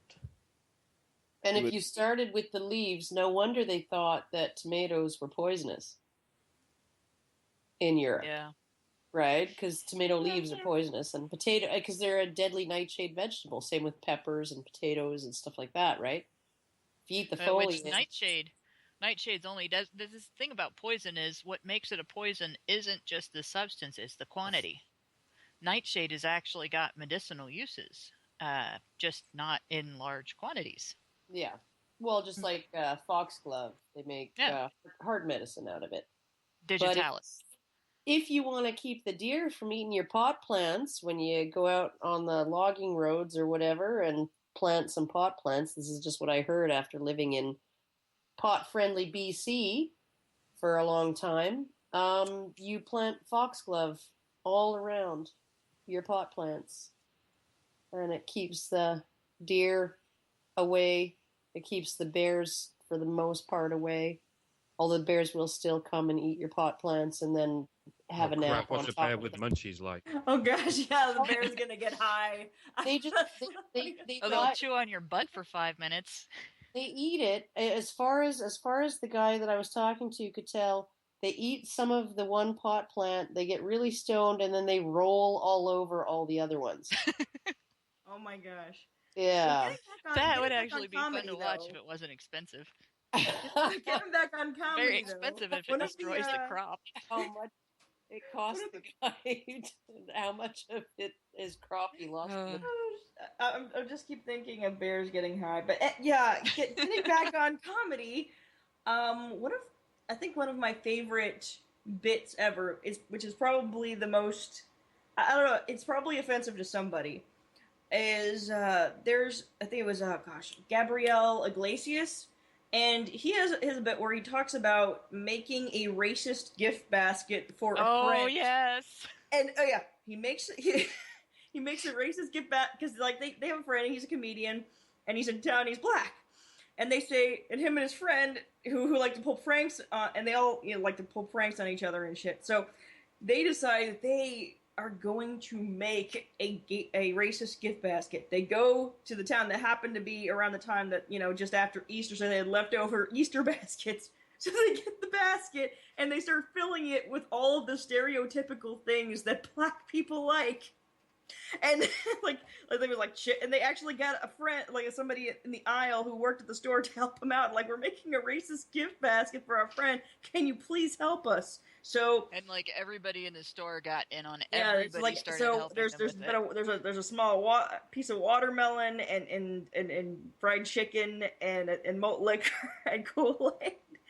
And I think it was like Ebony magazine and then they got a ghost card and then wrote on the back from the such and such a chamber of commerce, and they knock on the door and they leave it in there, and he's like, yeah, and he's really into it. He's like, oh my gosh, this is the best stuff ever. It's like, oh my gosh. So and then he gets to the card, flips it over, and he realizes, like, oh, you racist bastards, and he freaks the hell out. And he's more angry that he likes all the lecture that he got from the girl, the lady that was in the lobby, the receptionist who was like, "You're gonna go to hell," And I was telling him you off. mean Jesus. And then, Well, then she took him up there. There's a whole subreddit devoted to, it's called I'm going to hell for this. Yeah. It's devoted to those kind of jokes, and it's actually my boyfriend. Occasionally he'll read me a bunch of, just a whole bunch in a row, and yeah, those people are going to hell. But isn't that where the booze and the hookers are? So Well, the important thing is their friend thought it was fucking hilarious because he Yeah. liked all those. Oh yeah. That's I why like all those things. it was. Oh God, it was. It was wonderful, but something like that cannot exist in in a place where comedy is ruled by the PC police. You can't make those kinds of jokes which help people to acknowledge the differences among us, the things that are uncomfortable, and finding ways to make peace with each other through things like comedy is fantastic for something like that. And yet they want to shut that down because it hurts their delicate feelings, and they've got it in their mind that if you say anything remotely offensive somehow in comedy, it's going to make all of the women and minorities cry. I just find it hilarious. 'Cause my boyfriend was standing in line at a Starbucks with a friend of his who happened to be brown, and they were ribbing each other in racial ways. So his brown friend is making fun of him for being white, and he's making fun of his brown friend for being brown. And the woman behind them, and this is when he was working at the university, the woman behind them got after my boyfriend for being racist. Even though the brown guy had no problem with it, right? And the brown guy was giving it back as good as he got, right?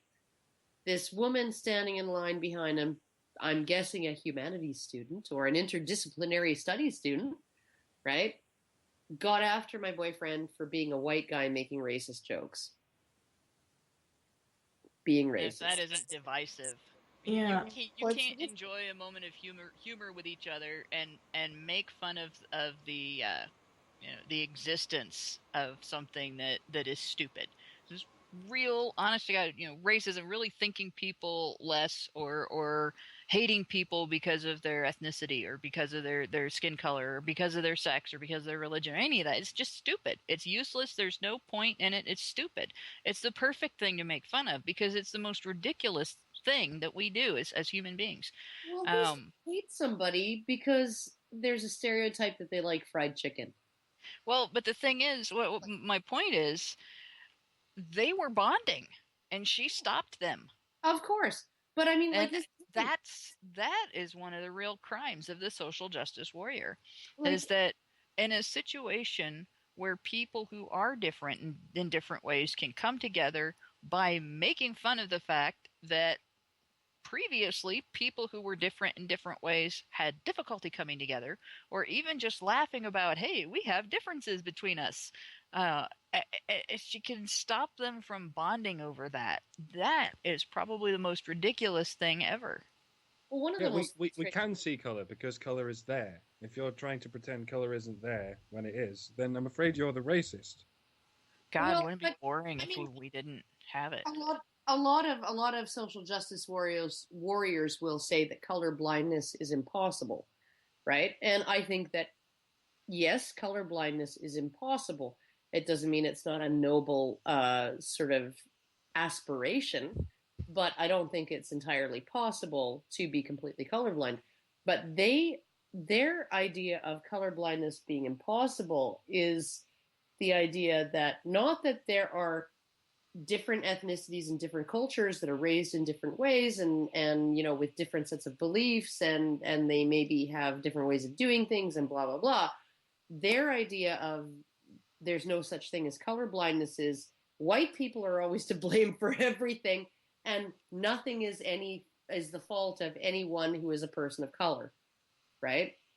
It's always the fault of the white man, even when it was there was a king in Africa in the 1700s who boasted that all the prosperity of his people was built on the slave trade, on his people conquering their enemies and selling them to the white slavers, right?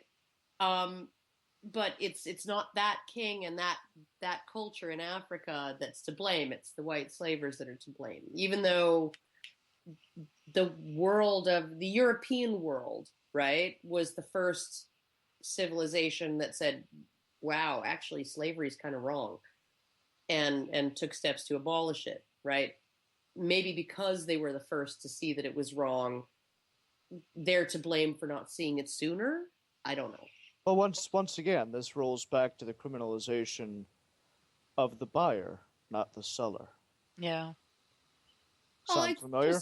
Just that. Yeah, absolutely. It's really not just that, though, because I mean, you really have to push a social justice warrior to even admit that Black people sold each other into slavery, right? I mean, they don't acknowledge it at all. And that white people sold each other into slavery. Yeah. That happened all the fucking time. Well, some of the worst criminals engaging in human trafficking are women too. Human traffickers of women. Yugoslavia, right? One of the roots of that word is slave. Yeah. Right? Slavics were historically slaves. They were just European slaves. So I mean, like, the idea that like slavery is a white on black thing. I mean, it's been a white on white thing. It's been a one religion on another religion thing. It's been a black on black thing. It's been a Native Americans had a intertribal. A form of intertribal slavery where you captured an enemy and then he worked for 2 years for you and then you let him go or whatever, however long it was. Humans have been brutal to each other. It's just happened. There's not been one segment of person that has not experienced brutality. And to create this weird story that's, only we've suffered, or it's this person's reason we've suffered. It doesn't work because it just keeps going back to, well, let's find this scapegoat now and let's find this scapegoat. No, humanity has dealt with a lot of suffering because we've had to survive, and crazy things have happened to survive, and whatever. I mean, even things that had nothing to do with survival happened. There was horrific things that happened. But if we keep blaming someone for it, then it's not going to change. We keep blaming a group of people and saying, oh, this ethnicity or this gender. It's just not going to get us anywhere. Our whole scapegoat right now is men, right? Right. And white men in particular, you see it a lot in comedy. It's white heterosexual men. If you're white, you can speak for all white people as long as you're saying something negative, and boom, you're into the team. But I mean, like the among social justice warriors, it's the white heterosexual men. Among society at large, it's man in particular. And, because feminists don't want to touch Islam. They do not want to touch Islam. But what is it that the rest of society so often says about Islam? And I'm not saying that there's nothing to criticize about Islam, because there's plenty to criticize about Islam, but I don't think Islam is particularly misogynistic. I don't think it's any more misogynistic than it's misandristic. But what Western culture tends to say about the Middle East and Islamic cultures is they're misogynistic. They hurt their own women. So they're saying the same things about this other culture. Right-wingers and conservatives and Christian, fundamentalist Christians and all of these people in the West are saying, Muslims hurt their own women. What are feminists saying about men? They're saying our men hurt us, right? Like, so you have an entire huge segment of conservative society saying those Muslim guys over there are really horrible people, right? Because they are so horrible they hurt their own women. And then you have feminists over here saying the exact same fucking things about our own men. Yeah. But what's the one thing that allows us to talk about this? So it's comedy. I mean, when's the last time that you actually heard Islamic people and just everybody in general being able to be criticized? Comedy. It brings everything in. It allows people to address social issues in a place that is comfortable. And if you can't address these things in this wonderful open place where you can feel comfortable and welcome and invited to, you know, to be okay with it, that's fit. I mean, I don't know what to say to you. If that's impossible for you, I honestly think that those people are part of the problem if they are not able to laugh at themselves or other people or just really terrible stuff that happens to everybody. They'll disguise it. They'll disguise it as you're not allowed to laugh at those people, but it's a protection if you're not allowed to laugh at, me. Yeah. Well, it's actually one of the most controlling things you can do is decide what other people can enjoy, what other people can laugh about, what other people can look at, and how they can look at it. And I haven't had a huge number of abusive people in my life that were there for very long. So I usually just like beat feet and get away from those people. But the few people that I have had in my life for the long term that have been emotionally abusive, that was one of the defining characteristics. You can't laugh. You can't joke around. You're and it was like silliness was bad, or specific types of humor were offensive, or you can't tell dirty jokes, which is like telling me not to breathe, or it was a controlling, abusive behavior that's similar to like the type of behavior that a person with borderline personality disorder uses to control their partner in a relationship. And it's like feminism is this giant manifestation of that. It's just as the way they treat women is like a giant manifestation of Munchausen's by proxy. The way they treat men and the way they treat society at large with respect to speech is very much like a giant representation of borderline personality disorder. It's like feminism is a demonstration of these things, so that we can all recognize them because it's made large and spread wide so everybody can see it. I'm thinking about Adrienne Richards. Kind of like the that vagina case? cookies. Yeah. Adrienne Remember? Richards. Yeah. She was the one who from Donglegate. From Oh God. Yeah. You guys remember Yeah, Donglegate, and she it had was like, really some strong guys were making some harmless jokes just among themselves. They didn't even have a public forum, and it's And like, they that's weren't not talking funny. to her. You can't make vague dick jokes in my presence. That's sexism. Even though she made a dick joke on Twitter to her thousands and thousands of followers the day before, right? Well, and if she was truly TSA innocent, she wouldn't have got the joke. Feeling her friend up. I just, here's the thing, okay? Like, because there's plenty about every culture that you can make fun of. And actually, Russell Peters, he's a Canadian. Ha ha ha, he's a Canadian. He is absolutely wonderful at making fun and being able to get away with it because he is a brown man. But making fun of every single culture out there, right? Picking the harmless things about their culture that are just quirky or weird or different from everybody else's, and making fun of them, right? It helps that he's very good at accents. If you're terrible at accents, then you'll fuck it up for everyone. But I mean, I could never, ever make a joke to my two Lebanese coworkers, right? One of whom is about 25 and the other one's about 50, right? I could never make jokes about how they beat their wives, how Muslim men beat their wives, because these two Muslim men do not beat their wives. And these two particular Muslim men were raised in a Muslim culture that says beating your wife is not okay, right? It is the absolute last resort that you would ever, ever, ever want to go to, right? To keep her from self-harming, right? It's not okay to beat your wife in their culture. right? It's frowned on. If you have to resort to that, you are not a man, right? Okay? So I could never joke about something like that, something horrible that is a stereotype of their culture, right? But when Alex decided he was going to actually do the entire fast for Ramadan last time, and so he's not eating, he's not drinking, he's not smoking during daylight hours, and I'm teasing him about what else aren't you allowed to do? Right? And he's like, oh, well, my fiance is back in Lebanon still. And I'm like, oh, yeah, okay. So, but what about righty and lefty? Right? Or Lebanon. And he's like, oh, I can't do that until the sun goes down. Right?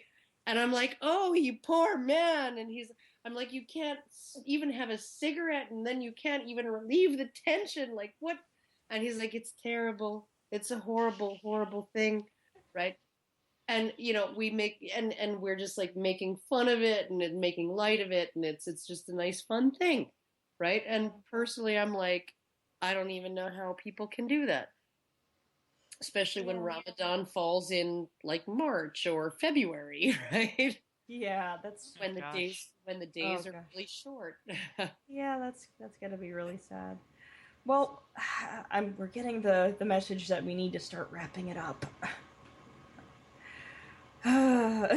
James, you fucking killjoy! Don't you have a sense of humor? Fuck you, James. He has no sense of humor. James is always coming down on us. He's like, I'm such an asshole. Yes, He's I am. just mean. He's just mean. You probably Assholes are funny. You get in the fast lane and you drive really slow, don't you? Yes, I do. Yeah, you ultra slow in the ultra fast lane while people behind you are going insane. Going insane. I'm an asshole. An asshole. What an asshole. Yeah. It's public toilets. And that's one final thought to think about as well. One of the things that also summertime saying, "How about this heat?" One of the ongoing things that seems to also make things bearable that you could never get away with otherwise is when you sing it. If you can sing some of the worst possible things ever, you will be able to get away with it if it's quirky enough. That's true. No. So, I mean, that is true. That's the one. That's the one. Or mine. Yes, James, we gotta get you to sing I'll Be Your Best eventually. It has to happen. He's got a wonderful song to the tune of Be Your Guest. It needs to happen. Damn it. All right. Well, yeah. I don't know, though. James doesn't really have a singing voice. He might have to get somebody. He might just have to be... a singing voice. I liked his singing voice, damn it. I've got pretty decent... taste, if I do say so myself, but that's just I've never heard James sing, so I don't know, but I don't really have any way to judge from somebody's speaking voice whether they would be a good singer.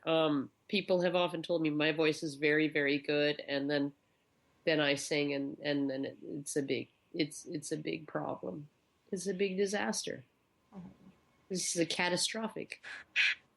You sound like you're giving too many shits, Karen. You should just sing anyway. The karaoke bars, they like when they see me walking down the sidewalk, they pull the blinds and turn off the open sign. Because and then when people at the restaurant, they bring their own cake because it's somebody's birthday, and then like I bring it out and I say to them, I'm not going to sing happy birthday, and they're like, oh, and I'm like, yeah, you think you want that, but you really don't want that. All right, guys, we got to wrap it up. See, I can only sing when I've got 2 shots of whiskey in me. Thanks everybody for listening in this week. It's really great to have you on to have everybody here every week, and I want to thank everybody involved from point A to point B to D, everything. Yeah, I love you guys. Vagina cookie celebration. Yeah, and Hey, if you do make some vagina cookies, be sure to bring enough for the rest of the class, because we'll all get jealous if you don't bring us our vagina cookies. Because I want my vagina cookies with cream frosting on them. Oh. But Cream yeah, pie frosting. we're getting oh gosh, yeah, and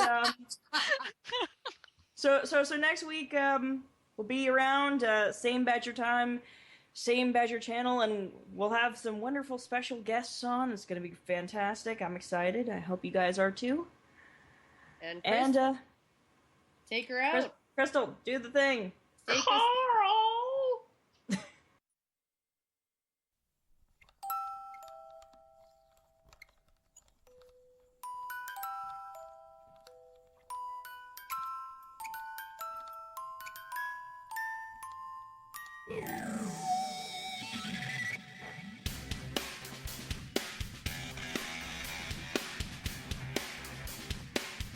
Like a furry torpedo to the jugular.